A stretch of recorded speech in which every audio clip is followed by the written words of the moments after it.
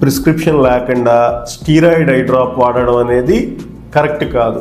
మెయిన్గా స్టీరాయిడ్స్ ఏంటంటే, ఇది మీ నాలెడ్జ్ కోసం చెప్తున్నాను, డెక్సామెథసోన్, బీటామెథసోన్, ప్రెడ్నిసలోన్, నోటిప్రెడ్నాల్, ఫ్లోరోమిథలోన్, ఇవి పర్టికులర్గా మనకి ఐ డ్రాప్ ఫామ్లో ఉంటాయి.